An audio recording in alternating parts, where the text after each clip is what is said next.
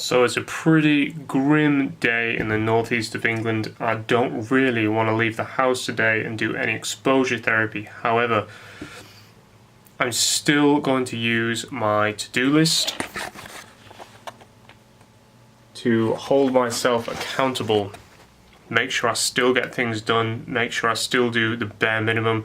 I have got to go to work today. I've got about 7 hours of work outside of the house to do, and I've also got stuff to do for my business and transcription work within the house. So I've got about 10 hours of work ahead of me today. I'm going to write down stuff on that board and I'm going to hold myself accountable. I also really need to tidy my room. It's an absolute mess. So on days like this when it's absolutely horrific outside and I don't want to practice any exposure therapy, but I have got a long day ahead of me, I'm going to use that board and keep myself accountable. So here's how my day goes.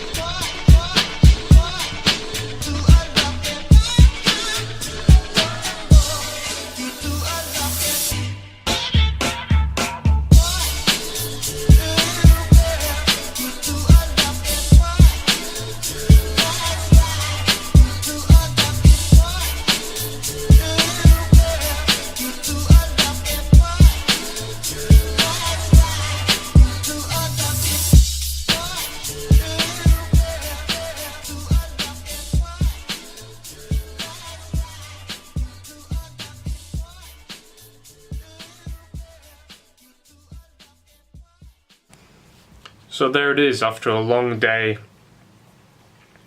where I didn't really want to do much. It's absolutely miserable outside, something which I find difficult due to my seasonal affective disorder. I still had to get stuff done. Obviously I didn't include in the video me doing the transcription or me doing going to work, because I couldn't really record that, and transcription is incredibly boring to have to record. But I was out of the house for about total of about 7 hours today. 5 hours just working at a cafe 50 metres from my house, 2.5, 3 hours working for a neighbour who's got Parkinson's. I just help him out every now and then. I'm around there every single morning actually, and then if he needs help through the day, sometimes I'll just go give him a hand. So now it's time to pretty much do some business work. I've got some work to do for the business, some photographs that I need to upload, and that's about it. That's my day done. But there it is. That's how using the old to-do list to keep yourself accountable really helps in times like that, when, especially on the days you really don't want to do it, just having a list to tick off helps so much. So that's just for me anyway. I need that. Maybe not everyone needs that that motivation or that thing to keep themselves, hold themselves accountable. Some people are just really good with self-discipline, but if you're like me, and the consequences of not having self-discipline are slipping mental health, especially with agoraphobia, then something like a to-do list is just so handy.